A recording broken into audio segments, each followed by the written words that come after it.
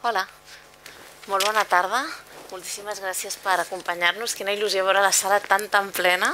Fantàstic. Eric, bienvenue. Merci. Benvingut. Gràcies per ser a Girona. Merci d'être a Girona. Ah, merci à vous pour l'accueil. Avui ha estat passejant per la ciutat, diu que li ha agradat molt, que l'ha trobat molt bonica. Parlarem amb l'Eric en francès. Em sembla que si qui ho necessita té aparell, si algú n'hi fes falta algun es poden anar a buscar. Començarem la conversa bastant directament perquè em fa la sensació que no fa gaire falta que presentem o que presenti l'Eric Vuillard. Entenc perquè sou tots aquí. Si no m'haguessin demanat que estigués en aquesta butaca estaria en una d'aquelles. Jo ara porto aquí només alguns dels seus llibres que, com sabeu, publica Edicions 62. M'agradaria molt destacar la traducció del Jordi Martín Lloret, que tenia moltes ganes de ser-hi avui però no podia venir i que a mi em sembla que són unes traduccions impecables, o sigui, realment molt bones. Ara tenia aquí l'ordre del dia, em sembla que era com una mena de lectura recomanada si us apuntàveu en aquesta sessió, que sí, el Premi Goncourt de l'any 2017 que va fer que ell, que ja tenia molts llibres escrits, de cop s'hi posés molt més al foc i ens hi fixéssim molt més. Ara tinc aquí, per exemple, 14 de juliol, sobre la presa de la Bastilla. L'últim que s'ha publicat és Una sortida honorable, que té aquest títol absolutament meravellós, que a mi tinc la sensació que ressona molt a tots els seus llibres, aquesta idea de la sortida honorable, i potser després en podem parlar amb ell sobre la guerra d'Indoxina. Ell firmarà llibres al final de la sessió, o sigui que si em porteu o si em voleu comprar hi haurà una estona per estar amb ell, i després també la Pilar Beltran, la seva editora, que està aquí a primera fila, em deia que al setembre sortirà Congo, que és un que encara ens faltava en català, o sigui que comencem amb bones notícies. Eric, alors je leur parlais de tes romans que tu connais déjà, de tes récits. Cette année, le MOT parle du moi, del jo, et cette session parle del jo al nosaltres. Donc là, on va au nous, avec cette question plus générale, évidemment, si on parle de ton œuvre. Comment est-ce que ça t'interpelle? Alors, tout d'abord, bonsoir à tous. Je remercie toute l'équipe du festival et pour cette invitation et la façon très sympathique dont j'ai été accueilli. Je voulais aussi donc en profiter pour remercier Pilar Beltran, donc, qui est l'éditrice de mes livres, qui me fait la gentillesse d'être là. Et puis donc les éditions aussi de 62 qui ont publié déjà, je crois, 6 de mes livres. Voilà. Et puis donc Jordi Martín Lloret, aussi le traducteur depuis le début. Et alors, et puis évidemment l'interprète Tatiana Salaert qui est derrière et qui donc traduit ce soir, et Anna Guitare avec lequel je suis très content de dialoguer. Alors, je voulais aussi dire juste une chose, c'est que je vous entendais la parler en catalan, et ça fait toujours un effet très particulier à un français, puisqu'il y a quelque chose qui se réverbère entre les deux langues et qui est tout à fait agréable. Enfin voilà. Et alors sur le nous, vu que c'est le thème de la discussion, je me dis, au fond, cette histoire du je et du nous, c'est comme, enfin, ça nous arrive au départ, quand on se la pose, comme une question qui nous paraît abstraite, définitive, une fois pour toutes, éternelle. Il y a des subjectivités et puis il y a une collectivité. Or, en réalité, ces questions sont, comment dire, modifiées par l'époque à laquelle on vit, la perspective du coup dans laquelle on est, le périmètre de ce qu'on appelle nous, qu'on peut appeler de manière très différente au fond. Et pour en donner quelques justes exemples de l'histoire littéraire, au fond, lorsque le Lazarillo de Tormes est publié, on voit bien que tout à coup, avec ce livre très satirique, qui nous raconte pour la première fois une histoire avec, comment dire, d'une façon extrêmement réaliste, l'histoire de ces individus précaires qui tantôt travaillent pour une telle et pour un autre, qui se prennent des coups de pied aux fesses régulièrement, dont le sort est incertain au fond, dont la vie même au fond est très fragile. Eh bien on voit bien que le nous, justement, l'adresse même de la littérature, ce qu'elle raconte sur le monde, est en train de changer à ce moment-là. Mais malheureusement, on le voit bien, le livre aussi est publié anonymement. Ça signifie que ce périmètre du nous, précisément, à ce moment-là, dans la société tout entière, ne correspond pas au périmètre que le livre lui donne, qui est plus large, plus franc, au fond, plus réaliste. Et donc, c'est pas pour rien que l'auteur se dissimule. Pour en donner un autre exemple connu, on voit bien que que ce soit le je et le nous, puisque c'est... Quand Baltasar Gracián écrit ses livres, son je est un je précieux et curieux, ambigu. On a toujours du mal à interpréter ce qu'il dit, c'est-à-dire tantôt on a l'impression que Gracián, dans son livre sur le héros par exemple, fait une sorte d'éloge du héros historique, tantôt au contraire on dirait qu'il est en train de le disqualifier, de nous montrer que derrière tout ça il n'y a au fond que orgueil, pacotille, histoire racontée et légende. Et pourtant, en dépit de cette ambiguïté, Gracián va être exilé à Graos, pas très loin d'ici, et donc, au fond, là encore, la façon dont le je apparaît, dont il s'adresse à la collectivité, au fond, ne convient pas au pouvoir de l'époque. Donc, cette histoire du je et du nous, elle est problématique, elle évolue sans cesse, et il est très difficile d'en établir, on ne peut pas en établir, en tout cas une fois pour toutes, disons, le périmètre. Alors, évidemment, j'ai pensé à un exemple tout à l'heure sur ce je et ce nous, parce que c'est une chose qui m'est arrivée récemment. Je regardais, apparaissait une photo rapidement, je ne sais pas où, du Premier ministre français, et un instant j'ai cru que c'était le président de la République. C'est-à-dire je les ai pris l'un pour l'autre. Il y a donc eu une confusion entre deux personnes, comme si leur subjectivité, leur je, au fond, s'effaçait derrière le vêtement, le même, la façon d'être, presque aussi le visage, au fond, la coupe de cheveux, vous voyez, quelque chose de similaire. Alors ça pose une certaine question sur ce qu'est le je, mais aussi du coup sur ce qu'est le nous. Puisque, au fond, comment dire, une subjectivité qui s'efface à ce point, on la sent aussi s'effacer dans le discours. C'est-à-dire que précisément, nous le savons tous d'ailleurs, on en fait l'expérience quotidienne. En France, en tout cas, quand on entend parler le Premier ministre, on le reconnaît un peu à sa voix, mais au fond, on ne sait pas qui parle. Il n'y a pas de subjectivité qui est en train de parler. Vous voyez, on reconnaît en fait un ton qui est le ton d'un milieu, le ton d'une époque, et qui est un ton désubjectivé en quelque sorte. Tout ce que pense réellement Gabriel Attal, puisqu'il s'appelle comme ça, paraît très obscur, vous voyez, et très loin derrière ce qu'on peut appeler le masque ou le costume. Donc ça vient, du coup, je pense aussi, ça... au fond, pour la littérature, de la même manière qu'avec le Lazarillo, ça exige de la littérature tout à coup une époque où le je se présente avec de faux atours de cette façon-là. Ça l'oblige à un autre rapport, elle aussi, au je. Sans doute à un rapport, puisqu'elle le peut aujourd'hui, on n'a pas besoin d'être anonyme, un rapport plus franc, peut-être plus direct. Alors, ça me faisait songer une discussion qu'on avait tout à l'heure en se promenant dans la ville. C'est qu'au fond, en écrivant, me vient souvent, comme tout le monde lorsqu'il écrit, la première personne, donc j'écris tout à coup, un je émerge. Alors on m'a parfois demandé, mais pourquoi je le laissais dans les textes, pourquoi je n'effaçais pas ce je? Parce que précisément, effacer ce je, ça serait d'une certaine manière faire ce que fait la littérature et ce que fait aujourd'hui la politique, et qui consisterait à effacer les traces du travail, à effacer la coulisse, à effacer ma présence, à essayer de tenir un discours qui se présente aussitôt comme universel, à présenter un discours qui se présente comme n'étant pas seulement le mien, mais étant un discours, vous voyez, qui flotterait sur le monde, comme ça, bon, de manière un peu indistincte. Et le je, qui intervient régulièrement dans mes livres et qui me vient naturellement quand j'écris, puisque ça me vient, j'ai remarqué, enfin, ça me vient parfois, pour une raison très simple, dont on fait tous l'expérience, c'est que quand on écrit et qu'on s'appuie sur des documents, on ne peut pas lire les documents pendant qu'on écrit. C'est pas possible. Donc, toute écriture suppose que ce soit le monde dont on parle ou un document sur lequel on s'appuie, ça suppose un moment que l'on s'en détourne, que l'on quitte le document ou le monde pour écrire sur lui, pour le raconter. Et donc à ce moment-là, il y a un vide, en fait, il y a un moment noir, et on tombe dans l'écriture, qui est en quelque sorte autre chose. Et donc à ce moment-là, le monde est en quelque sorte réinterprété, revu.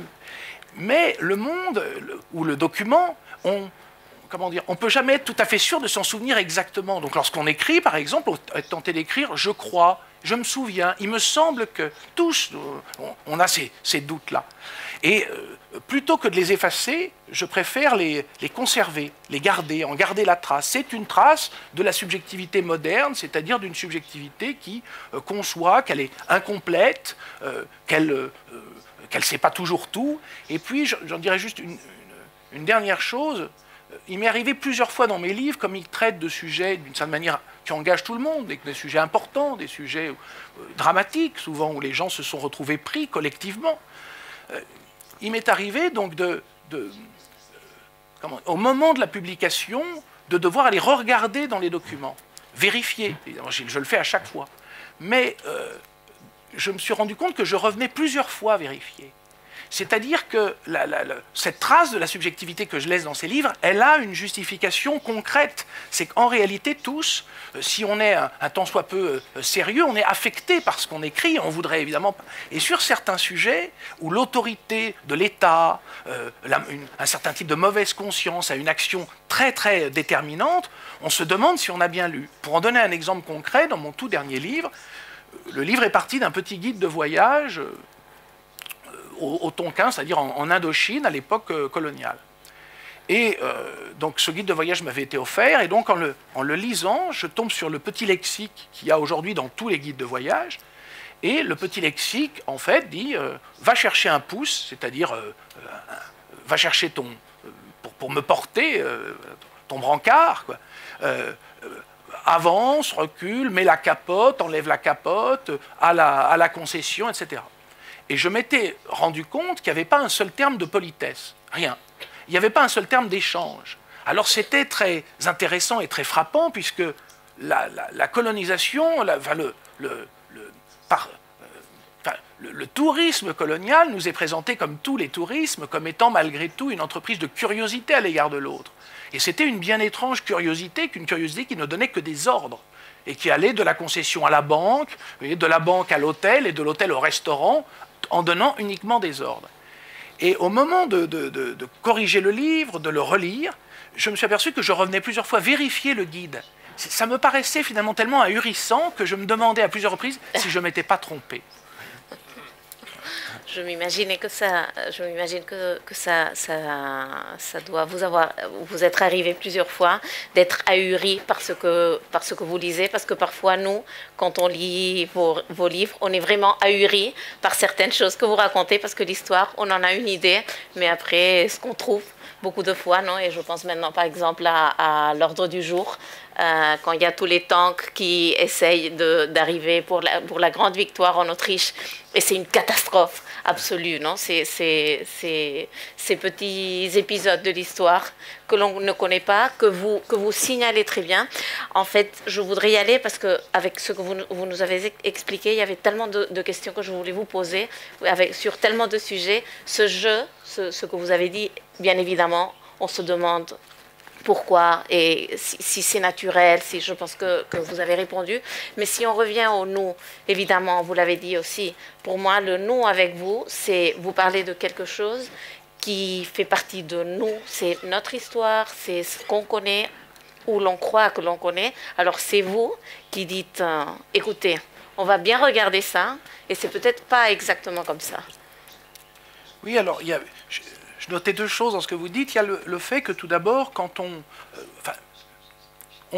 se présente en tout cas souvent la littérature comme étant une affaire, comme si ça racontait à travers le roman notamment des histoires de subjectivité des personnages, etc. Bon, ce qui n'est pas faux, il y a des personnages.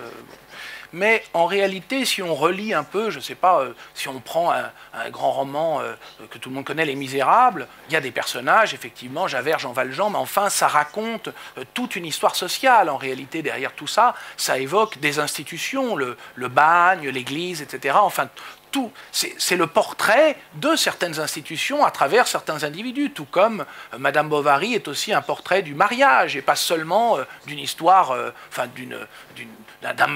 seulement d'un mariage donné, raté ou difficile. Voilà.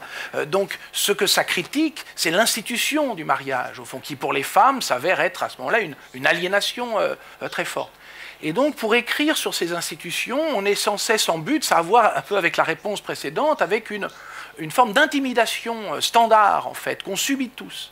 et qu'on subit. Je voyais, en me promenant tout à l'heure en ville, je me faisais la réflexion des escaliers qui mènent aux églises. Vous voyez, c'est très beau, hein, le centre-ville est magnifique. J'ai vraiment été très admiratif de l'architecture de la ville, mais on est toujours très frappé par ces escaliers très abrupts. On se dit, mais monter tout ça pour aller prier, il faut faire un effort, vous voyez.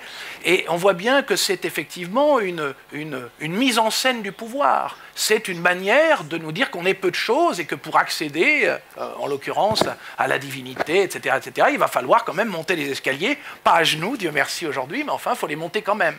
Et le pouvoir, c'est toujours ça, il y a toujours des escaliers, toujours. Et il y a des escaliers dans les livres aussi, si je puis dire, dans les textes. Et donc, on est en permanence en but à des formes d'intimidation très fortes, au fond. Ça, et je crois que la littérature a pour objet, que c'est l'une de ces... que depuis le Lazarillo, par exemple, qui fait ça, justement, il s'agit de défaire l'intimidation du pouvoir. Voilà. C'est en ça que la littérature, lentement, est devenue une sorte, on peut dire, de contre-pouvoir, à sa manière. Bon, sans s'exagérer son rôle non plus, mais enfin, elle l'a été, indéniablement. Jean-Jacques Rousseau a constitué une sorte de contre-pouvoir, Émile Zola aussi. Et le Lazarillo aussi, à sa manière. Et alors, l'autre chose, c'est sur le fait d'être ahuri. Et ça, c'est pas sans rapport d'ailleurs. Alors, je me rappelle de deux choses. Pour le dernier livre que j'ai publié, donc une sortie honorable, le moment où j'ai été ahuri, enfin, il y en a eu plusieurs, mais le premier chapitre, par exemple, une chose m'a beaucoup frappé. C'est que j'avais lu beaucoup de choses sur la colonisation. Je ne me faisais pas d'illusions sur la façon dont s'étaient comportés les Français en Indochine. Et pourtant, en dépit du fait que je ne me faisais pas d'illusions, je suis tombé sur un petit compte-rendu, au fond, de l'inspection du travail, très détaillé, hein, vraiment un compte-rendu remarquable, qui raconte toute une visite, même plusieurs en fait visites, mais au moins une visite dont je me suis servi, dans une plantation Michelin. Et alors, tout d'abord, il y a le décor qui joue. C'est-à-dire Michelin, ça veut dire que ça n'est pas une plantation, si vous voulez, ancienne, un peu arriérée, et qui serait donc pleine de mauvais réglages. C'est une plantation récente, tout à fait moderne, dernier cri, si je puis dire. Et or, le récit, en écrivant, donc j'ai pris ce document, je l'ai lu, et puis je l'ai écrit. Je l'ai écrit au sens, ou réécrit au sens où... quand je ressaisis quelque chose et un document, tout d'abord, la langue n'est pas la même. C'est écrire, la littérature, c'est ressaisir la langue bureaucratique de l'inspection du travail, qui est parfaitement légitime, qui neutralise tout, vous voyez, qui fait passer les événements dans une sorte d'eau glacée, à travers autre chose, qui est ma subjectivité. Et à ce moment-là, les faits, qui sont pourtant narrés dans le document, prennent une autre signification pour moi. Et quand on écrit de surcroît, c'est dans une sorte de pas à pas. On en a tous fait l'expérience. Quand vous essayez de relater dans une lettre ou dans une copie à l'école quelque chose, au début vous pensez aller de là à là, dire bah, tiens je vais raconter mon séjour à Gérone, etc. Bon. Et puis on s'engage ailleurs. Alors on n'arrive pas à finir sa carte postale parce qu'on se dit « Ah mince, j'ai raconté autre chose ». Écrire, c'est toujours raconter autre chose, d'une certaine manière. L'écriture nous entraîne vers autre chose. C'est comme si une sorte de vérité nous aimantait dans l'écriture, et peu importe que le résultat soit maladroit ou non, on est aimanté malgré soi à l'intérieur du langage. Et donc en écrivant et en réécrivant cette visite de l'inspection du travail, j'arrive à un passage qui, lorsque je l'avais lu, m'avait pas frappé. Parce que c'est un détail, c'est pas grand-chose. C'est un moment où l'inspecteur du travail arrive devant une porte et la porte est fermée. Alors il demande au directeur de la plantation « Est-ce que vous pourriez m'ouvrir la porte ?» Et l'autre lui dit « Oh non, c'est pas intéressant, c'est un simple débarras. » Et à ce moment-là, on entend un gémissement derrière la porte. Donc, évidemment, l'affirmation du directeur est aussitôt contredite par les faits. Donc à ce moment-là, l'inspecteur insiste et dit « Ouvrez-moi cette porte ». Et l'autre lui dit « Mais j'ai pas les clés ». Et puis il dit bah, « On va défoncer la porte ». Et à ce moment-là, on retrouve les clés. Il dit « Ah, elles étaient là ». Et donc, vous voyez, cette petite scène curieuse et pittoresque, on pourrait dire, comment dire, à première lecture, elle fait pas relief. On passe dessus assez vite. Mais quand on est obligé de l'écrire soi-même, de la reprendre à son compte, une sorte de signification très curieuse émerge. Tout d'abord, il m'a semblé que c'était une sorte de vaudeville sinistre, en fait, qui m'a évoqué...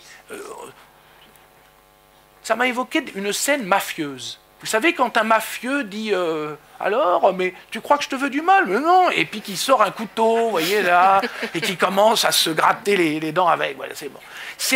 On a typiquement cette dénégation de la violence, et cette violence, une façon de se moquer de l'autorité, de lui dire j'ai pas les clés, je les ai. C'est extrêmement violent à l'égard de l'autorité en réalité. Et donc c'est en écrivant que cette violence m'est venue. Et c'est d'autant plus violent que quand la porte s'ouvre, au fond, on a un Vietnamien attaché à une corde, nu, en train de mourir. Donc le pouvoir, la dénégation que le pouvoir produit, celle dont je parlais tout à l'heure, son intimidation, en fait, fonctionne jusqu'au bout. C'est-à-dire que le pouvoir considère que quand on l'accuse de quelque chose, il n'y a jamais assez de preuves. Et au moment, et le second moment de cette scène qui m'a ahuri, c'est qu'à ce moment-là, quand apparaît le Vietnamien torturé, le sous-directeur se rue sur lui et en hurlant « pourvu qu'il ne se soit pas mutilé ». Alors, quand on lit cette phrase, au début, on passe dessus assez vite parce qu'on ne la comprend pas. Mais quand on est obligé de l'écrire, alors là, elle fait un drôle d'effet. C'est qu'en réalité, on assiste à une dénégation, à une fiction, en fait, tellement, d'abord immédiate, si vous voulez, le sous-directeur n'a pas besoin de réfléchir, ça lui vient comme un réflexe conditionné. Aussitôt, il protège son institution. Avec un mensonge si évident et dit avec une bonne foi apparente si grande, c'est comme si donc, on avait attaché cet homme pour l'empêcher de se faire du mal. On était en train de le tuer pour pas qu'il se blesse, en somme. Voyez, voilà. Et donc, à ce moment-là, la littérature peut précisément défaire un peu de cette intimidation dont je parlais. Et voilà, quand j'ai écrit cette scène, effectivement, j'étais assez ahuri. Et puis, juste un dernier exemple emprunté à l'ordre du jour, ce qui m'a peut-être le plus frappé, enfin, il y a plusieurs passages, c'est en fait, ce qu'il y a de plus étonnant souvent, c'est comment les protagonistes eux-mêmes écrivent des choses qui, lorsqu'on les relit, sont absolument étourdissantes. Vous voyez, alors, en lisant les mémoires d'Halifax, donc, qui a été un homme politique anglais qui a joué un grand rôle dans la politique d'apaisement, c'est-à-dire une politique très complaisante à l'égard de l'Allemagne nazie, et qui aurait pu tout à fait être à la place de Churchill Premier ministre, et dans ce cas-là engager l'Angleterre dans la voie de la collaboration avec l'Allemagne. Hein, bon. C'est pas ce qui a eu lieu, Dieu merci, fait une visite tout d'abord à Göring et ensuite à Adolf Hitler, et une visite très curieuse puisqu'elle n'est pas tout à fait officielle, c'est un peu de sa propre initiative. Et ses mémoires, il raconte cette visite dans ses mémoires, ces mémoires s'appellent « Plénitude des jours ». Alors, plénitude des jours, en soi, ça c'est déjà quelque chose qui est ahurissant, si vous voulez. C'est-à-dire, j'ai voulu donc acheter les mémoires d'Halifax, ayant appris qu'il avait écrit des mémoires, et quand je suis tombé sur le titre, vous voyez, le titre en soi a suscité, je me suis dit, c'est pas possible qu'il écrive des mémoires portant sur la Deuxième Guerre mondiale en les appelant « Plénitude des jours ». Vous voyez, faut vraiment être délirant, enfin. Et donc, ça c'est la... Et puis, j'ai lu donc ces mémoires, et je suis tombé sur un petit passage où il raconte que, rendant visite à Berchtesgaden, il raconte qu'il sort de voiture et il dit « j'aperçus des chaussures ». Alors il utilise un mot qui veut dire des grolles, des chaussures de mauvaise qualité. Voyez, alors j'aperçus des chaussures de mauvaise qualité, il dit « un pantalon mal taillé, j'enlevais mon par-dessus et je le tendais au laquais, voyez, au serviteur qui était là ». Et à ce moment-là, il raconte qu'une voix rauque lui dit « c'est le Führer ». Il dit « et je levai les yeux et à ce moment-là, je m'aperçus que c'était Adolf Hitler ». Donc il nous raconte, des années après, sans aucun scrupule, qu'il a pris Adolf Hitler pour un laquais. Or, il est tout de même censé, en principe, cet homme, diriger en partie les affaires de l'Angleterre et donc essayer d'avoir un petit peu une notion de l'adversaire qui soit plus réaliste que de le prendre pour un domestique, vous voyez. Surtout que dans une première phase de la guerre, les Anglais, ça n'a pas été très brillant comme les Français. Donc. Et ce passage, en soi, voilà, j'ai été absolument ahuri, non seulement qu'il l'écrive, mais d'une manière qu'il le publie. Il aurait pu l'écrire dans une lettre et puis on l'aurait retrouvé, bon. Mais là, il juge bon après-guerre de le publier. Ce qui signifie que son degré de conscience, vous voyez, est quelque chose de très curieux à imaginer. On a du mal à se mettre à sa place. C'est le genre de choses, si on les avait faites, on les dissimulerait, vous voyez, vraiment, on les cacherait comme une honte de famille à tout jamais. Eh bien, pas du tout. Pendant que les services secrets britanniques détruisaient les dossiers à Berlin les plus compromettants, cet imbécile d'Halifax écrivait ses mémoires. Voilà. Mais vraiment, il y a plein d'imbéciles dans l'histoire. Il y en a. Et quand on vous lit. Et là, vous parliez de ce ahurissement. Et je commençais à comprendre aussi pourquoi une certaine ironie qu'il y a dans vos... Je ne sais pas si ça vient un peu d'ici, peut-être. Alors, en fait, l'ironie, comment dire, je pense que l'ironie est un élément... on considère souvent l'écriture comme relevant seulement du langage, comme une chose froide. C'est en quelque sorte, c'est une vision qui nous vient des années 60 et 70, où on a travaillé, et même avant les années 50, sur le langage de façon tout à fait intéressante, mais d'une manière plus froide, plus distancée, le structuralisme, etc. Bon, alors, il y avait Barthes, évidemment, en France, Roland Barthes, qui voyait les choses d'une façon avec, disons, une part de sensibilité là-dessus assez plus grande.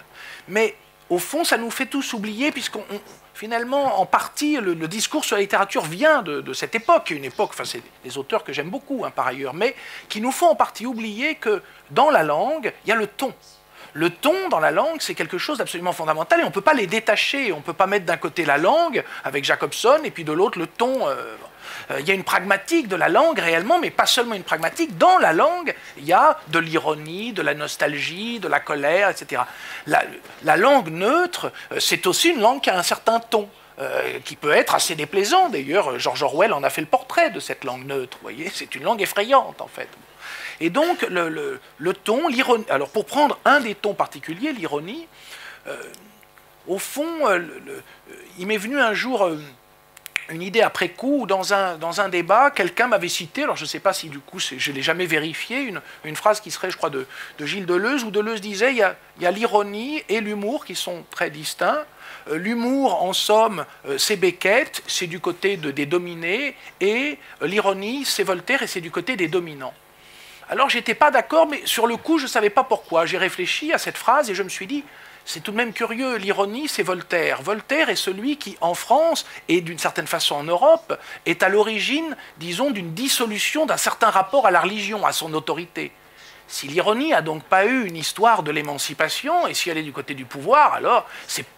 Voltaire avait des tas de défauts, il aimait l'argent, il aimait... Bon, mais enfin, s'il vivait à la frontière de la Suisse, c'était quand même pas uniquement par plaisir, vous voyez, c'était pour pouvoir s'en aller rapidement, en cas de problème.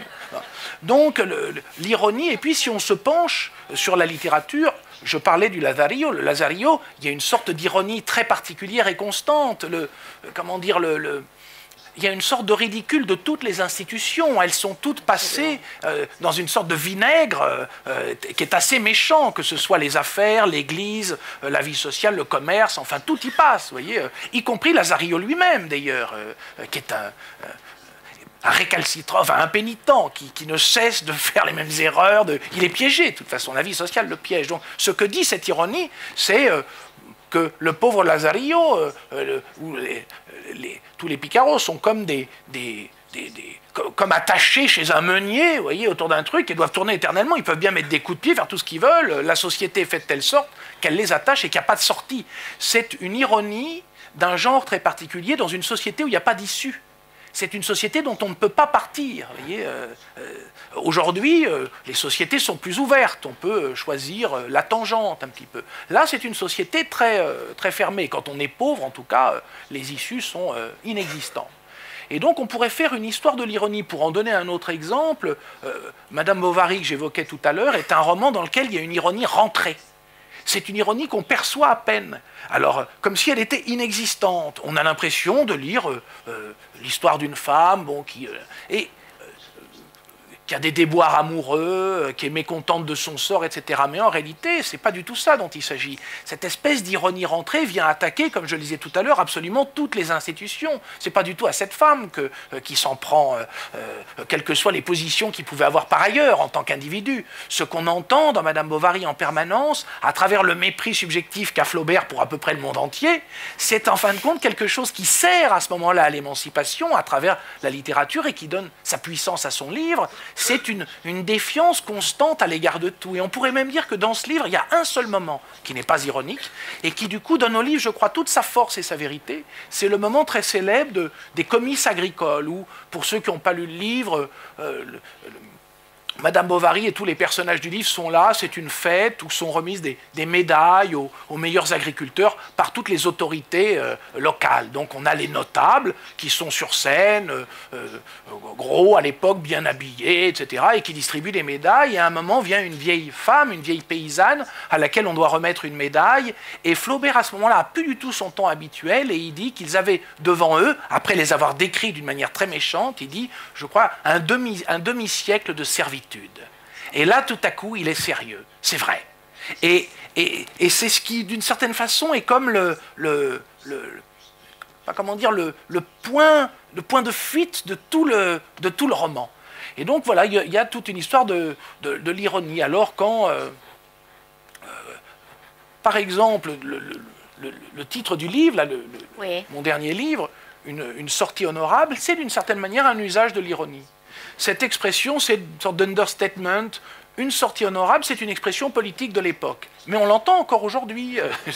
On va essayer de trouver une sortie honorable. Il y en a beaucoup qui en cherchent. C'est pas évident. Hein. Il ferait mieux de s'y prendre très tôt. Mais du coup, cette expression que les milieux politiques ont beaucoup utilisée en France pendant la guerre d'Indochine, il va falloir trouver une sortie honorable, est une expression qu'on appellerait aujourd'hui, une expression toute faite de la langue de bois, ce qu'on appelle la langue de bois aujourd'hui. C'est un langage très particulier puisque une sortie honorable, c'est une expression qui en soi est contradictoire. Voyez, on entend très bien qu'on ne la trouvera pas. Il y a des sorties, mais honorables, il n'y en aura pas. Voyez, ça s'entend immédiatement. Donc il suffit de prendre cette expression et de la mettre entre guillemets, et aussitôt l'ironie joue. Vous la tirez de son contexte, c'est comme un poisson, vous le sortez de l'eau, il est mort. Voyez, c'est pareil. Et de la même manière, il y a un usage de l'ironie aussi sur les couvertures. C'est-à-dire là, j'ai utilisé donc une photo de Castres, qui est donc un militaire français qui a dirigé les opérations à Dien Bien Phu et donc a perdu la guerre. Et cette photographie de Castres, c'est une photographie de lui au moment où il sort des camps de prisonniers Viet Minh. Il a donc perdu la guerre, il a été fait prisonnier, il est libéré. Et c'est une sorte de conférence de presse, vous voyez, après avoir été libéré. Et là, on le voit très détendu, avec un fume-cigarette, etc. Il a l'air absolument content de lui. Et donc, quand j'ai vu cette photo, je me suis dit, mais quelle tête aurait fait cet homme s'il avait gagné la guerre? Quand on regarde cette tête-là, on se dit... Il a plus de têtes de disponibles pour la guerre gagnée, voyez. Heureusement, il les a toutes perdues. Il n'a rien compris.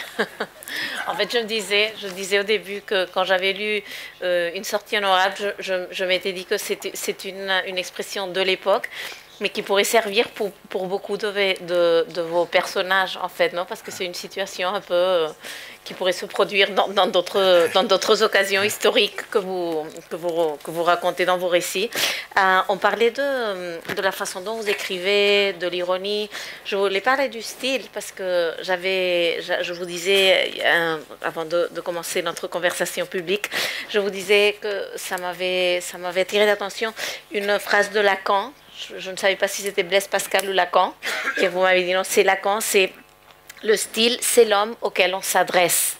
Et j'ai trouvé ça très intéressant, je voulais vous demander de m'en parler un petit peu. Oui, alors, en fait c'est une phrase à la base, je crois, qui est de Buffon, qui dit le style, c'est l'homme, et Lacan récupère cette phrase, et c'est d'ailleurs une opération tout à fait prodigieuse, et on peut dire une opération littéraire. C'est-à-dire que la littérature, écrire, c'est pas, on ne peut pas y réfléchir avant. Enfin, on peut réfléchir avant, évidemment, et écrire, mais en réalité, c'est quand on écrit que la chose se passe, de toute façon.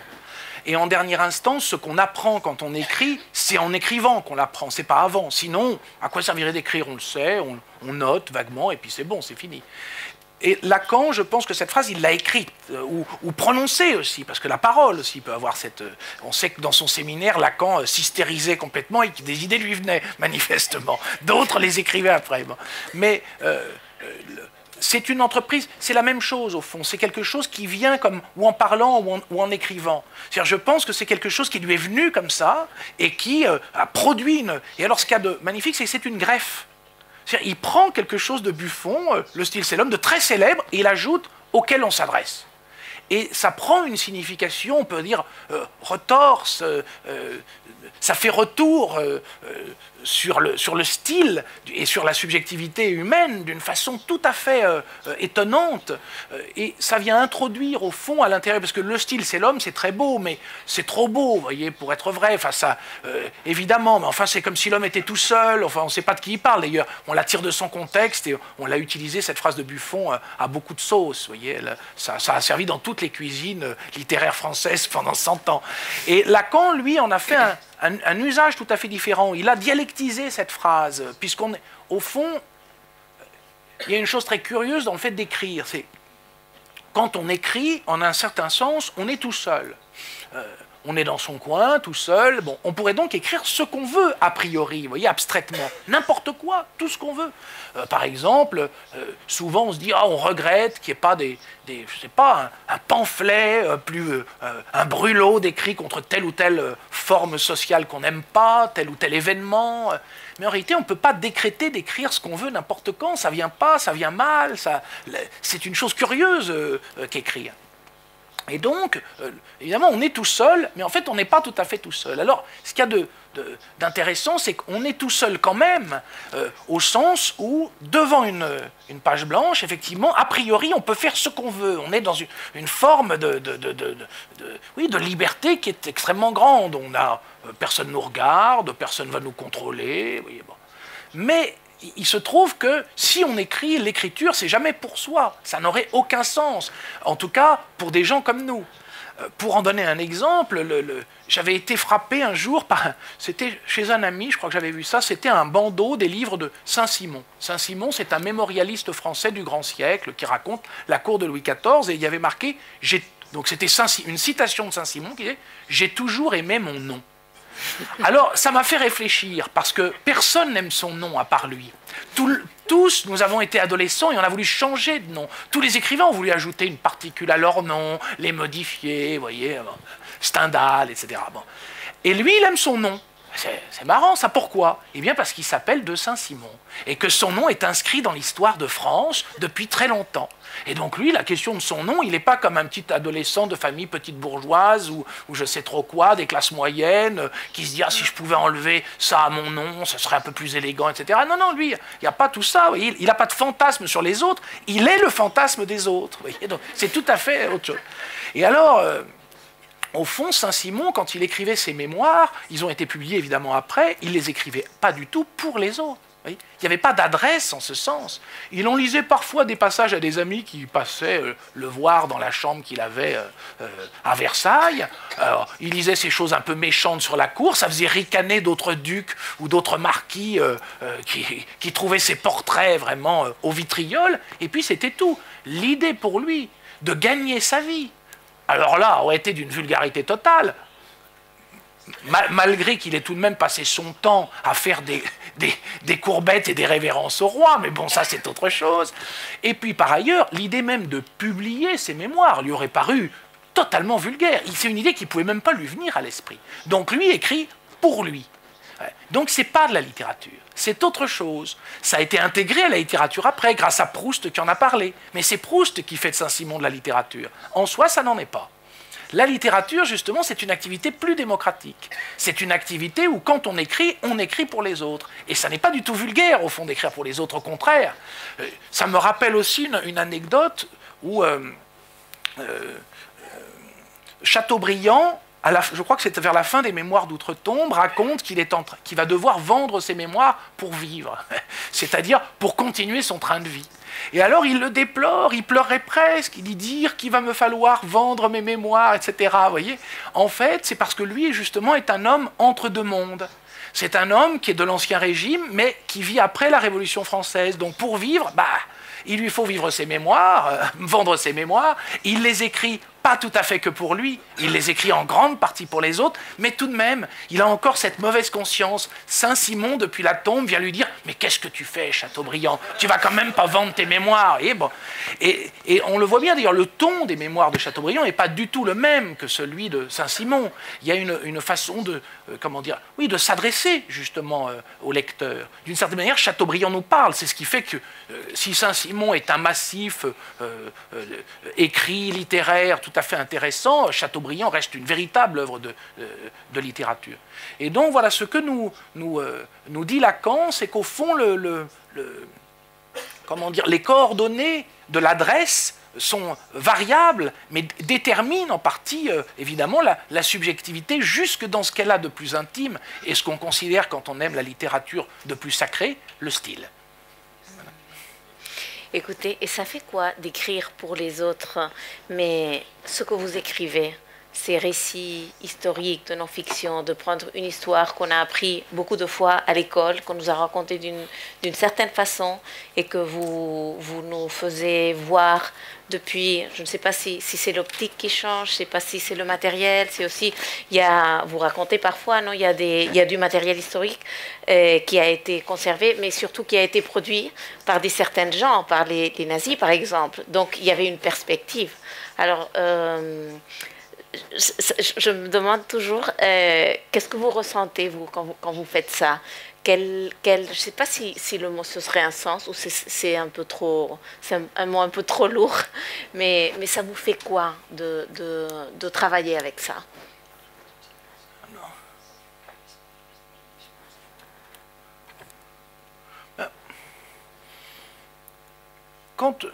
Je pense pour moi, mais c'est vrai pour tous, quand on écrit ou qu'on lit des choses seul dans l'objectif d'écrire avec, au fond j'ai un rapport, je puis dire, normal, enfin comme dans l'existence d'abord, c'est-à-dire que j'éprouve des agacements, bon. Et puis voilà, on raconte souvent que, vous savez, Kafka, quand il lisait ses livres, riait. Moi, je ris aussi, vous voyez, je ris, je m'énerve, je suis ému, enfin, etc. Donc, je suis traversé par toutes sortes de sensations. Quand on raconte sur Kafka qui riait, ça plaît beaucoup aux Kafkaïens, c'est comme si c'était une sorte de snobisme au 2e degré. Non seulement Kafka, c'est formidable, mais en plus, il riait pas comme les autres.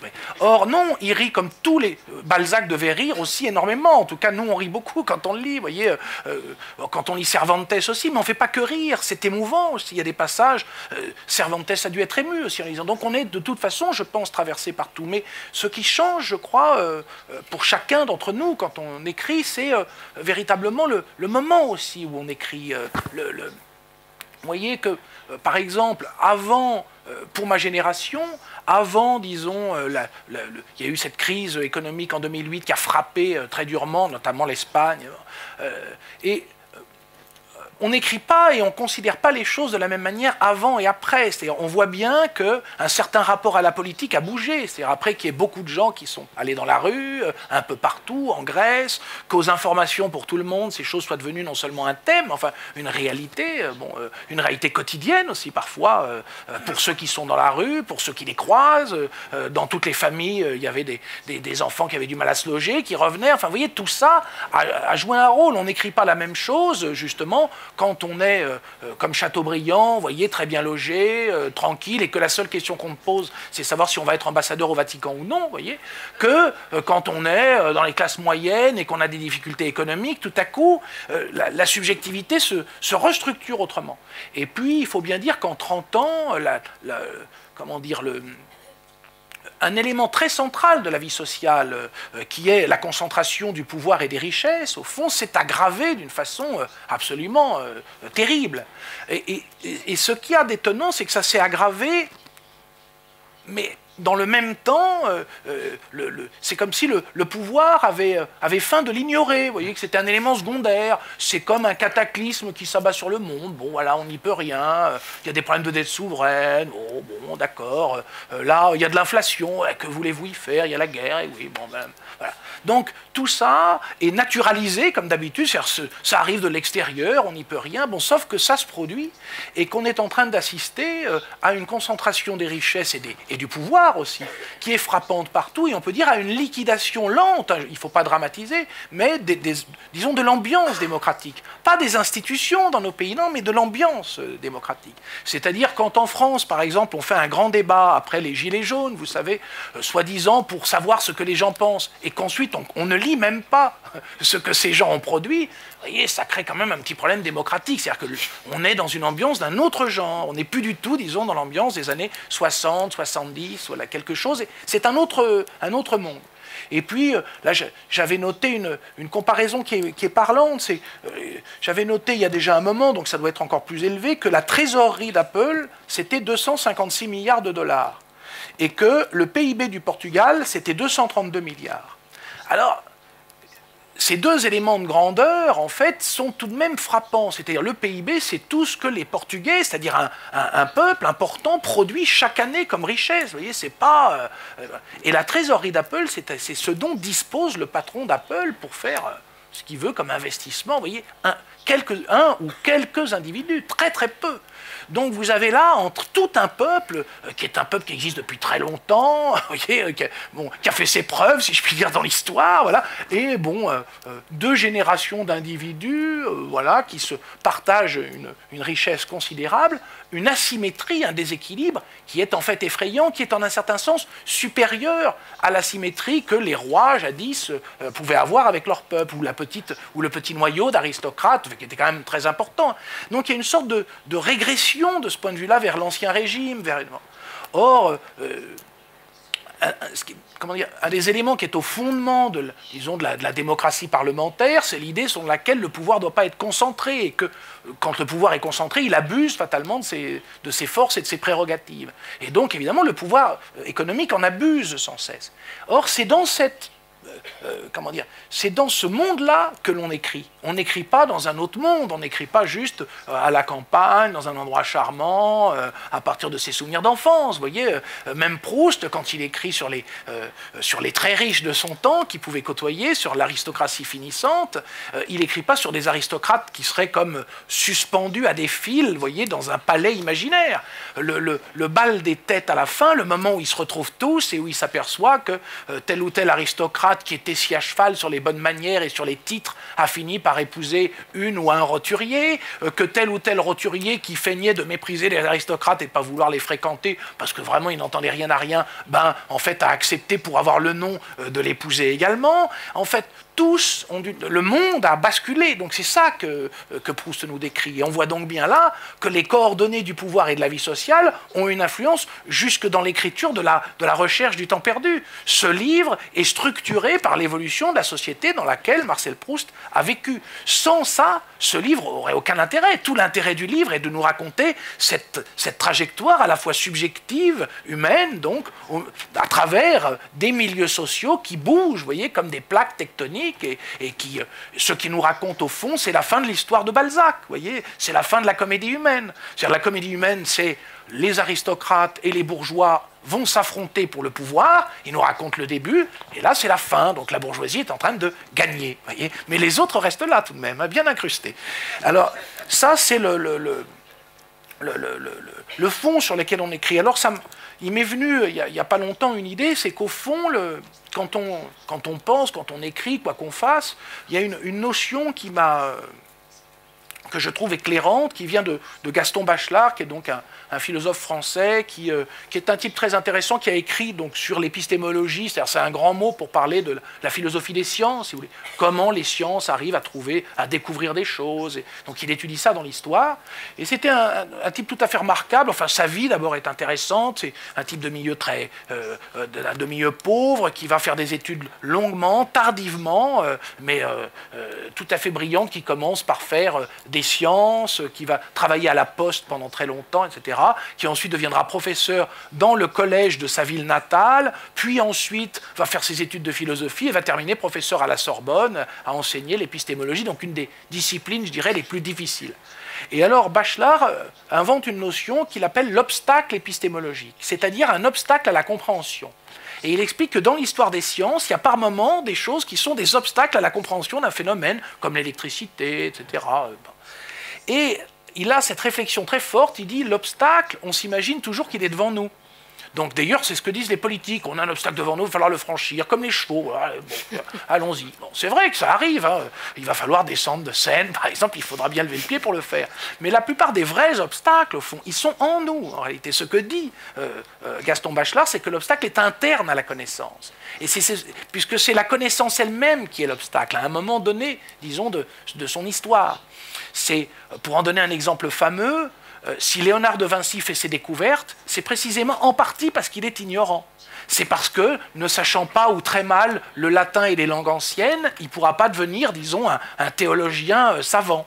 Donc il est obligé de délaisser la scolastique du Moyen-Âge, et à ce moment-là, qu'est-ce qu'il fait? Il fait ce qu'il peut, il sait dessiner, il regarde le monde, il découpe des cadavres, il étudie l'anatomie, il regarde les ronds dans l'eau, il essaie de comprendre la dynamique des fluides, enfin bref, il invente la science moderne, puisque l'obstacle qui était dans la connaissance médiévale, il n'est pas devant lui puisqu'il ne l'a pas. Il ne connaît pas ça, ou mal en tout cas.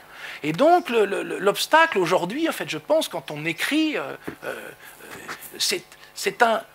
il y a une sorte de déni de réalité lié à ce que je disais, c'est-à-dire au grand déséquilibre dont nous faisons pourtant tous l'expérience. Mais comme une partie de nos milieux sociaux et de ceux qui écrivent, on vit évidemment à l'abri d'une certaine manière de tout ça, eh bien on est tenté de ne pas voir l'obstacle qu'il y a dans notre connaissance et de raconter le monde comme si Proust nous avait raconté, si vous voulez, juste quand il allait faire ses courses aux Champs-Élysées. Si ça en était resté là, la recherche.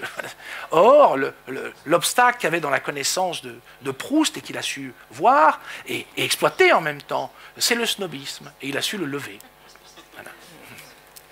J'ai tellement de questions, je viens de voir qu'il ne nous reste plus que 5 minutes. Il y aura maintenant des questions aussi, donc si vous voulez y réfléchir un petit peu. Alors, je ne sais pas où aller. Je ne sais pas quelle question choisir, en fait. Non, parce que je me demandais, vous avez commencé à raconter, par exemple, le début d'une sortie honorable, cet épisode qui attrape le lecteur, c'est quelque chose de très grand qui forme part de vos récits. Cette histoire qui nous est racontée à travers de plusieurs histoires qui construisent l'histoire, la grande histoire, disons. Et je voulais vous demander justement sur ça, comment est-ce que vous commencez, qu'est-ce que vous trouvez d'abord, et pourquoi cette idée, comment vous faites toujours pour trouver ces épisodes, et vos récits sont plutôt courts. Et ça me pose beaucoup de questions parce que vraiment, je suppose que quand vous travaillez, quand vous regardez les sources, toute la documentation, je suppose que vous pourriez faire des livres de 300 pages parce que vous trouvez des choses qui sont tellement ahurissantes, non? Alors, sur le départ, c'est des éléments, au fond, la connaissance qu'on a tous, elle fonctionne de la même manière, c'est-à-dire, parce qu'on se fait, je crois souvent, on vit tous sur l'idée qu'il y aurait deux types de connaissances, en fait. Une connaissance qu'on n'identifie pas comme étant de la connaissance, qui est ce qu'on sait et qui nous sert dans l'existence à nous faire des idées concernant notre métier, des idées politiques, des idées sur les autres, des idées sur l'amour, le sexe, enfin, vous voyez, toutes sortes d'idées. Et puis, on distingue ça de la science, qui serait, ou le savoir, vraiment, qui serait une autre activité. Or, alors évidemment, il y a des connaissances techniques dans plein de métiers, très grandes, savantes, etc. Mais enfin, le fait de savoir le latin, ou d'avoir étudié même Horace toute sa vie, ne veut pas dire qu'on ait des idées sur Horace. Vous voyez, ça, et de toute façon, surtout, le fait d'étudier Horace, même si on est spécialiste d'Horace, au moment où on se fait une conception particulière d'Horace, on ne se la fait pas uniquement avec Horace. On se l'a fait avec des bouts d'Horace qui nous ont frappés, même si on en est un spécialiste, telle ou telle tournure en latin, j'imagine, telle ou telle. Et puis, des faits extérieurs, des choses qui viennent d'ailleurs, qui ne sont pas seulement d'ailleurs écrites dessus. Donc moi, par exemple, pour donner... Alors, évidemment, quand on reconstruit les commencements, on fait toujours un roman, puisque on fait tous pareil. C'est comme les histoires d'amour, vous voyez, on dit comment ça a commencé, chacun raconte son histoire en l'embellissant un petit peu, et on ne se souvient plus vraiment, ça se sédimente sous un flot de légendes. Voilà. Alors, les livres, c'est un peu pareil, et puis comme... Moi, je ne sais jamais quand je commence si je vais en faire un livre ou pas. J'ai toujours plusieurs livres en cours, donc du coup, j'oublie un peu aussi ce que j'ai fait au début, mais... Disons, pour raconter l'histoire que je me sers, pour prendre, je ne sais pas, 14 juillet, par exemple, là, qui est sur la table, ça m'est venu, je crois, en fait, je relisais des morceaux de Michelet. Michelet, c'est un grand historien français qui écrit extrêmement bien, et qui a produit plusieurs histoires, et notamment une grande histoire de la Révolution française, qui est vraiment un écrivain, pas seulement, c'est un grand historien, c'est le début de l'histoire en France, et c'est aussi un écrivain de premier plan. Et donc, depuis des années, j'avais lu son histoire de la Révolution, et quand des amis, des gens, quand on parlait à la maison ou de la Révolution, ou alors de littérature, d'histoire de cette période, il m'était arrivé souvent, comme on le fait quand on aime la littérature et certains livres, de sortir certains passages et de les lire. Et parmi les passages, je lisais le passage sur le 14 juillet, dont le début est flamboyant absolument. Il raconte comme ça, dans un épisode très brillant, comment Thuriot de la Rosière, qui est donc un député, va être appelé à l'hôtel de ville, par les bourgeois de l'hôtel de ville, pour se rendre à la Bastille, qui est donc assiégée par le peuple, pour essayer de parlementer et d'éviter qu'il se produise un drame. Et donc il vient à la Bastille, il a du mal à s'introduire, mais quand il arrive devant la Bastille et qu'il y entre, Michelet dit, à ce moment-là, je ne sais plus s'il emploie une expression du genre, il est comme un dog, il le compare comme ça à un chien énorme doté d'une force, il dit, c'est la Révolution en gros qui entre dans la Bastille en quelque sorte, donc c'est vraiment un homme exceptionnel, il lui donne une taille, vous voyez, exceptionnelle, on dirait les ruines dans Piranèse, vous voyez, un truc énorme. Et donc il le fait entrer dans la Bastille, et ensuite il a eu toute une dramaturgie très très belle où il monte l'escalier avec le gouverneur Delaunay, et il se trouve tout en haut sur l'une des tours, et là il aperçoit que les canons sont en réalité tournés vers le peuple. Et donc il demande avec autorité à ce qu'on retire les canons. Et à ce moment-là, le gouverneur de la Bastille lui demande de se montrer au bord de la Bastille pour calmer le peuple, d'après Michelet. Et la scène est donc très belle, où Thuriot de la Rosière s'avance, se montre, et Michelet nous dit qu'à ce moment-là, arrivait une masse de gens du faubourg Saint-Antoine qui se met en quelque sorte à l'acclamer. Il dit il y eut une immense rumeur. Donc c'est magnifique, la scène est magnifique, elle est vraiment étourdissante, et puis ensuite Thuriot s'en va, etc. Et alors j'ai lu cette scène des années, jusqu'au jour où, ayant lu beaucoup de choses sur la Révolution, et puis tout à coup, comme ça, en la lisant, j'étais en train de la lire à quelqu'un, que quelque chose a sonné faux totalement, dans toute la scène, vous voyez. C'est comme si cette scène que je trouvais très belle, qui était comme une draperie magnifique, était devenue 4 casseroles nouées ensemble, et se faisait à faire un boucan du tonnerre, voilà, c'était... Et alors, ce qui m'est apparu, au fond, c'est que cette scène mettait en scène quelque chose, justement. Et que ce qu'elle mettait que ce n'était pas du tout un récit réaliste, pas du tout, qui était en train de nous servir Michelet. Ce qui nous servait, c'était une mise en scène où un individu, représentant du peuple, voilà, se trouve en haut d'une tour, et en bas, ça s'appelle le suffrage universel. Une immense clameur, vous voyez. Et puis c'est terminé, rentrez chez vous. Vous voyez, la Bastille ne sera pas prise, mais c'est pas grave. Ça, c'est l'histoire que racontait Michelet. Et donc, à ce moment-là, je me suis dit, mais en réalité, comme la Bastille a été prise et que ce jour-là, le peuple parisien a gagné, il doit y avoir des archives énormes. Alors j'avais déjà lu, beaucoup d'historiens avaient travaillé à la fin du 19e et dans la première moitié du 20e sur les foules révolutionnaires. Donc je savais qu'il y avait des archives. Et je me suis dit, il faudrait en fait aller chercher ces archives et raconter une autre histoire. Et donc j'ai travaillé sur Thuriot de la Rosière, apprenant qu'ensuite, évidemment, Thuriot, après cette scène qui ne se passe pas du tout évidemment comme ça, où on ne sait rien en fait, on sait seulement qu'il est monté sur la tour, point, redescend, il se fait sérieusement molester par le peuple, puisque les gens lui demandent, mais alors, qu'est-ce que vous avez obtenu? Ils vont l'ouvrir la Bastille? Et lui dit, non, non, les canons ont été détournés, mais les gens ne voulaient pas qu'on détourne les canons, ils voulaient prendre la Bastille. Donc on se met à le secouer dans tous les sens, il arrive quand même à s'en aller, et ensuite il arrive à l'hôtel de ville avec une déclaration à faire au peuple, qui est que le gouverneur a assuré qu'il ne tirerait pas sur le peuple. Pas de bol pour Thuriot de la Rosière, au moment où il commence son discours, on entend un coup de canon, ce qui signifie que le premier discours qu'un parlementaire français ait tenu dans l'histoire face au peuple a été démenti aussitôt par les événements. Donc il m'a semblé qu'il y avait là un livre. Voilà. En effet. Voilà. Je ne sais pas s'il y a des questions pour M. Vuillard. Soyez pas timide, hein. Il est là aujourd'hui, il ne sera pas ici demain.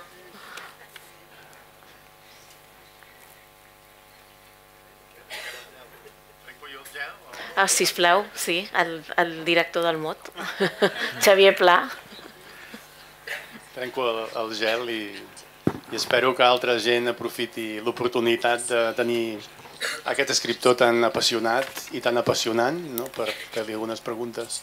No, simplement només volia recordar que en un moment de l'ordre del dia es parla d'una fotografia, però a diferència d'altres escriptors com Sebald, que reprodueixen fotografies, en el llibre d'Éric Voyard no se'ns mostra una fotografia, sinó que se'ns explica diguem-ne, la manipulació històrica que es va fer d'una fotografia en concret i d'un problema de camp i de fora camp, no? Què mostrava aquesta fotografia i què mostra en realitat l'original de la fotografia. I potser doncs, volia convidar-lo a si podia explicitar una mica més aquesta qüestió de la fotografia i preguntar-li si els seus llibres en realitat són una contestació de la història oficial, no? de la imatge que queda fixada de diversos episodis històrics i de si per tant la literatura pot complementar o restituir la veritable història d'aquests esdeveniments històrics. Moltes gràcies. Merci.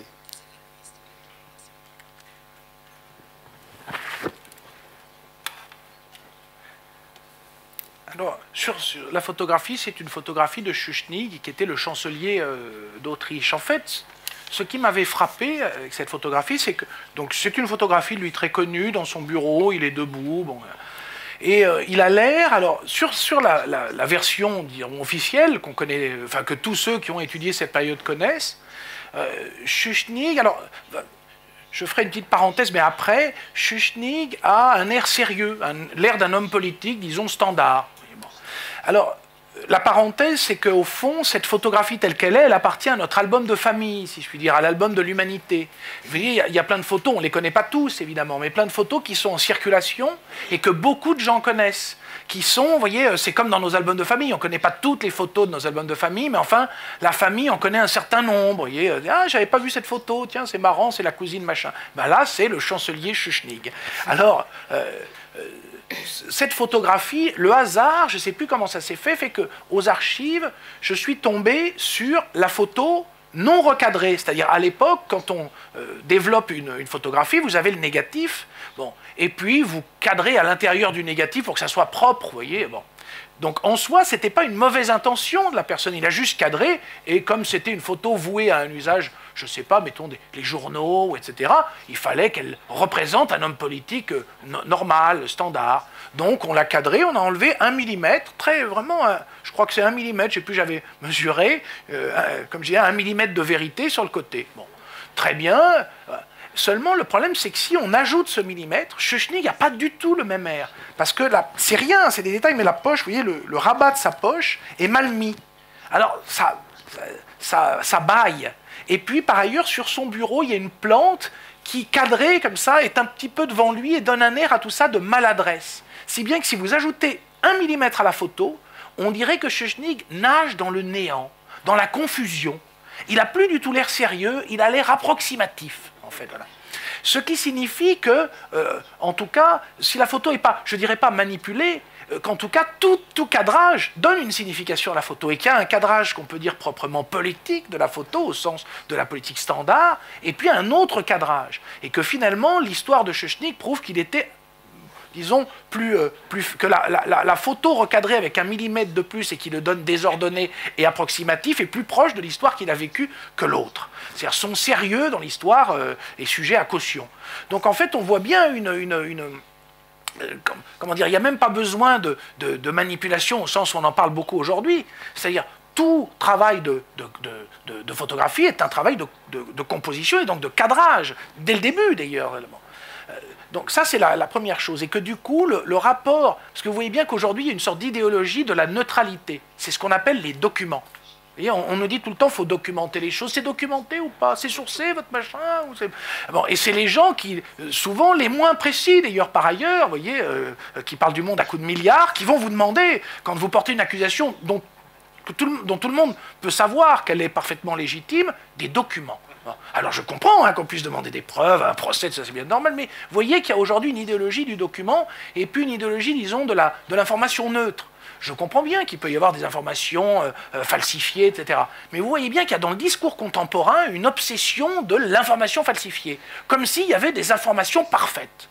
C'est-à-dire des informations qui sortent de la bouche de Dieu, vous voyez, et qui sont dans une forme adéquate pour que nos intelligences moyennes puissent les comprendre comme il faut. C'est ça, au fond. Donc cette photo, c'était, quand j'ai vu ça, je me suis dit, ça illustre assez bien le fait qu'il y a là un flottement, en fait, 1 millimètre, vous voyez, c'est pas grand-chose, et les deux photos sont vraies, en un certain sens. Et elles sont d'ailleurs déjà cadrées par le photographe lui-même.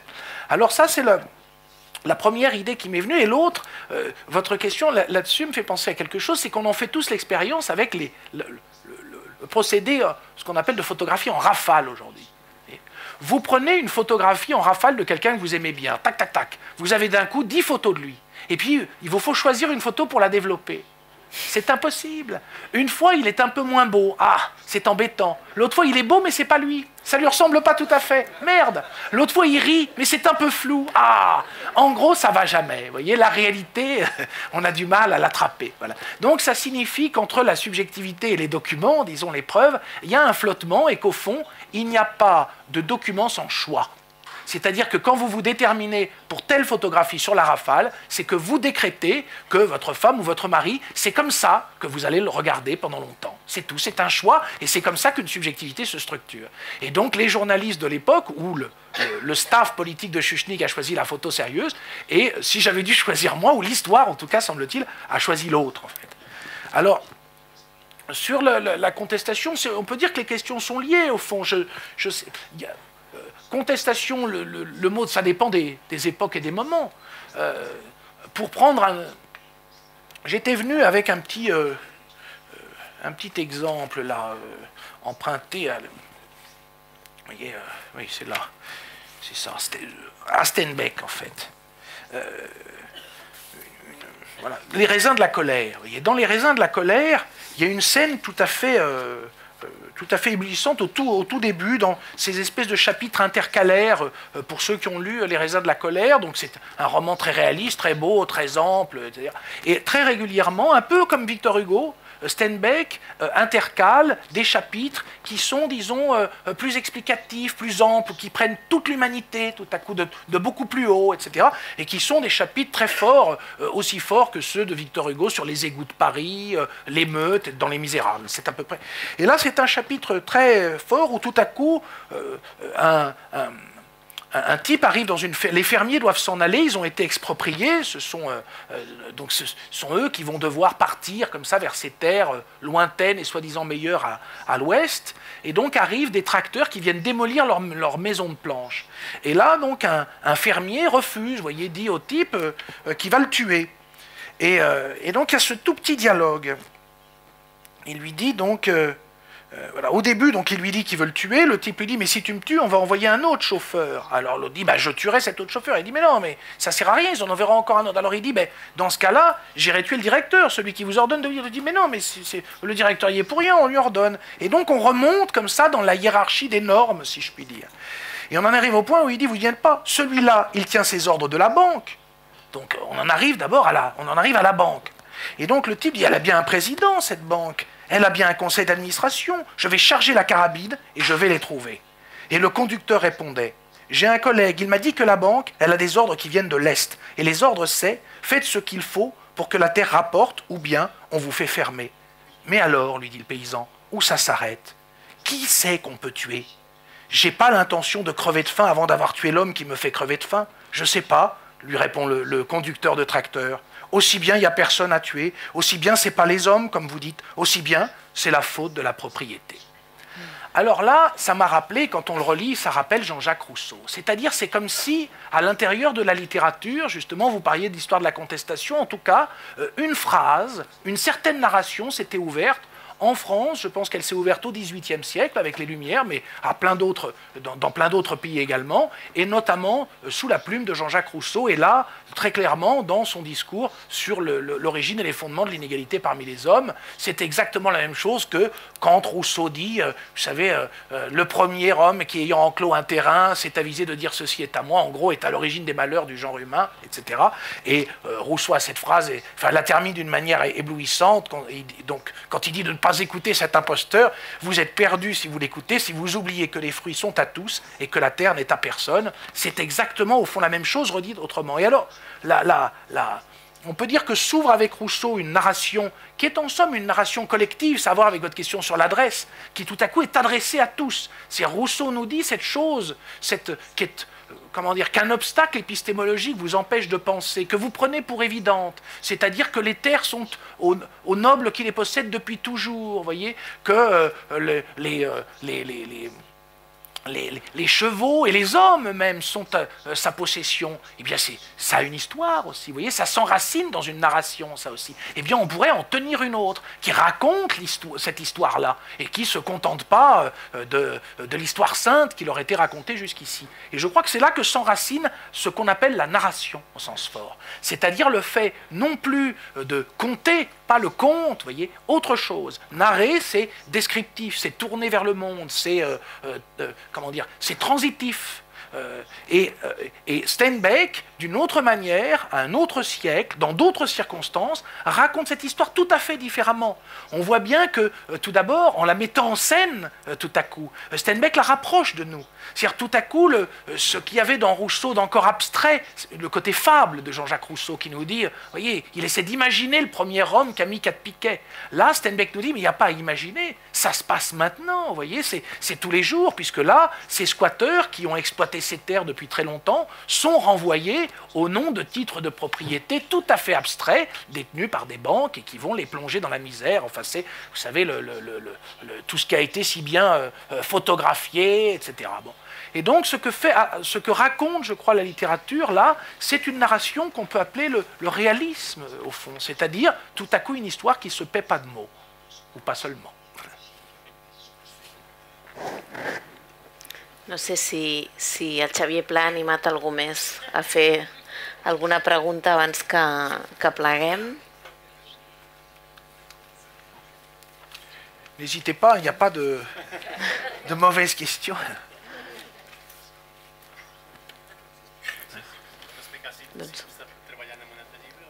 Sí, amb molts alhora. Li he preguntat abans, però mira, acabem amb això. Non, je vous pose la question. Xavier demandait si vous êtes en train de travailler sur un autre roman ou... Je lui ai dit plusieurs. Oui, c'est qu'en fait, comment dire, comme tout le monde, quand j'écris, il y a des moments où je m'ensable, enfin je ne sais pas comment continuer ou terminer, etc. Donc plutôt que de désespérer sur ma table, avec le temps, je commence autre chose. Et puis quand j'ai une idée, de toute façon, je ne peux pas l'arrêter. On ne peut pas avoir qu'une idée pendant 1 an ou 2 ans. On est tous fait pareil, on en a plusieurs. Donc plutôt que de me restreindre, quand j'ai une idée, j'arrête ce que j'étais en train d'écrire et puis j'écris quelquefois 1 page, 2 pages, quelquefois 10, quelquefois 20, et puis quelquefois 100. Enfin bon. Donc à force, avec le temps, j'ai beaucoup de livres en cours. Alors du coup, oui, je n'avais pas répondu à un aspect de votre question, je me rends compte sur l'aspect court des livres. C'est que c'est lié à ça en partie, parce que finalement, ça a pour conséquence que je travaille très longtemps au livre. Par exemple, un livre comme Une sortie honorable, je l'ai commencé avant l'ordre du jour. Ah bon? Oui, bien sûr, avant, et ça a été publié bien après, vous voyez, en fait. Parce que c'était un livre, il y avait, enfin, c'est comme ça que je me l'explique, il y avait un côté très compliqué qui était lié au fait que sur la guerre d'Indochine, on a vraiment une production considérable de documents, d'écrits, de romans, de films, fait uniquement par les tenants de la colonisation. Mais à un point qui est une disproportion totale. C'est-à-dire d'écrits traduits en français des Vietnamiens, il y a 4 livres. Et quand je dis 4 livres, c'est vrai, 4 ou 5, pas plus. Donc c'est même les mémoires du général Giap, qui a tout de même gagné contre les Français puis les Américains, qui est donc, on peut dire quand même, un des plus grands généraux du XXe siècle, en France sont publiés par une toute petite maison d'édition, vous voyez, comme quelque chose de parfaitement périphérique. Alors que les écrits des généraux français qui ont perdu ont tous été publiés par des grandes maisons, vous voyez. Or, les qualités littéraires de nos généraux français sont quand même assez, vous voyez, on peut en discuter en tout cas. C'est pas... Donc, c'était un livre compliqué parce qu'il fallait passer à travers comme ça, je pense, une couche extrêmement importante, comme ça, d'écrits à la fois, comment dire, sans importance, mais qui en même temps cachent l'horizon. Enfin, et puis, les documents sur la banque qu'il me fallait trouver, il fallait du temps pour les trouver et pour les comprendre. Puisque, au fond, ce que fait la Banque d'Indochine, c'est que, comment dire, quand on tombe sur certains documents au départ, il y a des éléments contradictoires difficiles à interpréter. D'abord, c'est pas très drôle à lire, bon, c'est un vocabulaire un peu particulier, très froid, mais surtout, la Banque d'Indochine semble par moments encourager à la guerre, vraiment. elle menacerait presque. C'est-à-dire, elle dit, ah, si on était obligé de lâcher l'Indochine, évidemment, alors il commence par dire, évidemment, c'est pas nous qui décidons, vraiment pas.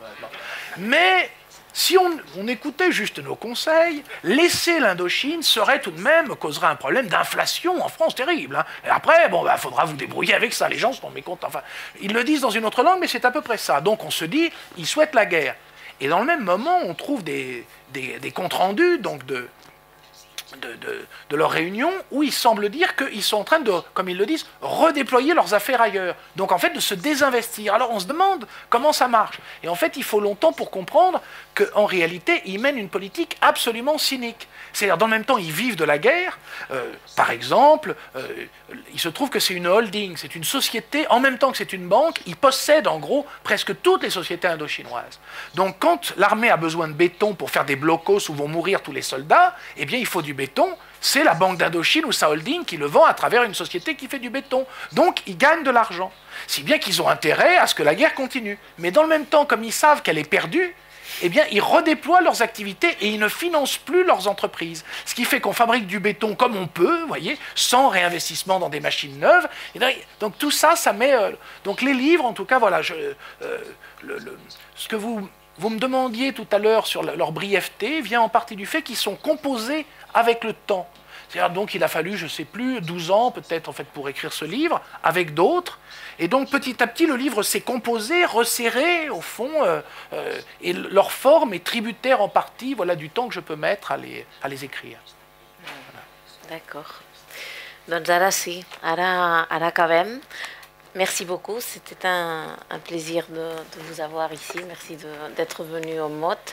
Moltíssimes gràcies a tots per haver vingut. Com deia abans, ara signarà llibres. No li feu preguntes ara, per l'amor de Déu. Era fa un moment, això. Moltíssimes gràcies. Gràcies.